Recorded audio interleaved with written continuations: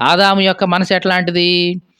దేవుడు అడిగాడు, "ఆదామా, నువ్వు పండు తిన్నావా? పప్పు తప్పు చేశావా?" అంటే ఆదాము ఏమన్నాడు? "నేనెందుకు చేశాను? నాతో కూడా ఉండడానికి నువ్విచ్చిన ఈ స్త్రీనే కొన్ని ఫలాలు తీసుకొని తిని నాకిచ్చింది నేను తిన్నా." చూడండి ఎటు తిప్పుతున్నాడో చూడండి. డైరెక్ట్‌గా "అవునయ్యా తిన్నాను క్షమించు" అంటే బాగుండేది. యేసు ప్రభు దేవుడు వెంటనే క్షమించి ఉండేవాడు, పరిహరించేవాడు. కానీ పాపమంతా తన మీద వేసుకోవట్లా. అసలు పాపమంతా నీది నాయన అసలు. తప్పంతా నీది. నా మానాన నేను ఒంటరిగా ఉంటుంటే తోటలో, నాకు జంట తీసుకొచ్చి పెట్టావు నువ్వే. ఎవడడిగాడు? నేను అడిగానా? నువ్వే కదా తీసుకొచ్చి పెట్టావు. తెచ్చిన ఏమో ఖాళీగా ఉందా? పోయి తోటలో తిరిగింది, ఆ పండు తిన్నది. తిన్న ఆమె అట్లాగే ఉందా? తీసుకొచ్చి నాకిచ్చింది. ఇదంతా తప్పెవరిది ముందసలు చెప్పు? ఆదాము యొక్క మనసు ఎట్లాగే ఉంది. ముందు నీది.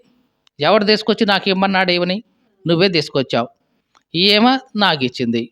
కాబట్టి ఓవరాల్‌గా ఫస్ట్ నువ్వు, తర్వాత ఈమె, తర్వాత ఏదైనా మిగిలితే నాది. అంటే తిన్నగా తన తప్పు తాను ఒప్పుకోలేకపోతూ ఉన్నాడు. ఈ లోకంలో మనిషి ప్రతిసారి ఇట్లాగే చేస్తూ ఉంటాడు. తన తప్పు తాను తిన్నగా ఒప్పుకుంటే దేవుడు వెంటనే క్షమిస్తాడు. కానీ మనిషి ఒప్పుకోడు. ససేమిరా ఒప్పుకోడు. తనలో ఉన్న అహం అస్సలే ఒప్పుకోనియ్యదు.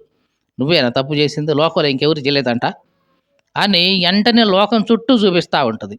"వాళ్ళు జూడు, వాళ్ళు జూడు, వాళ్ళు జూడు, వాళ్ళకి లేనిది నీకొచ్చిందా?" అని అందరిని చూపించి, ఇదిగో వాళ్ళ మీద, వీళ్ళ మీద, వీళ్ళ మీద అందరి మీద వేస్తూ ఉంటాం. చివరాఖరికి ఏదైనా మిగిలితే అది నాది అంటావు.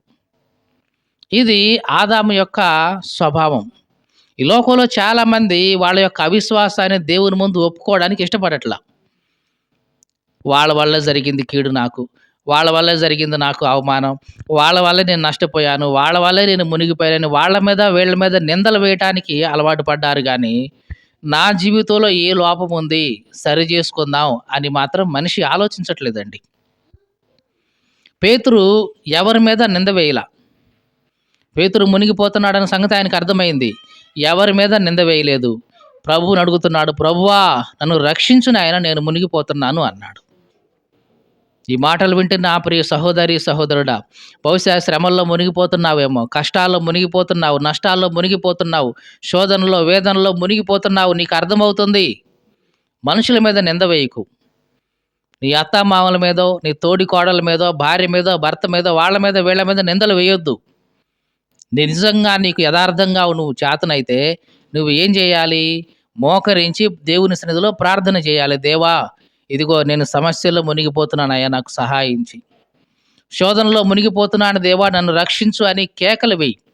తప్పనిసరిగా దేవుడు నీకు తన చెయ్యి అందిస్తాడు. అలా గాకుండా, ఇదిగో నీ సమస్యలకు కారణం, నీ ఇబ్బందులకు కారణం వాళ్ళు, ఈళ్ళు అని నువ్వు గొనుక్కుంటూ ఉన్నావంటే జీవితంలో ఎప్పటికి గూడా పైకి రాలేవిక. అలా మునిగిపోతూనే ఉంటావు. మునిగిపోతూనే ఉంటావు. పైకైతే రాలేవు.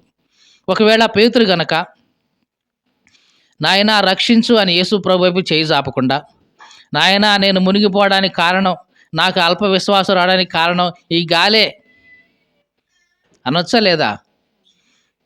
అసలు ఈ గాలే గనక నాకు తగలకుండా ఉంటే నేను అటువైపు చూసేవాడిని గాదు. అల్ప విశ్వాసం వచ్చేది గాదు. నేను మునిగిపోయేవాడిని గాదు. అసలు నేను మునిగిపోవడానికి కారణం ఇదిగో ఈ గాలే అని అటువైపు నిందించలా.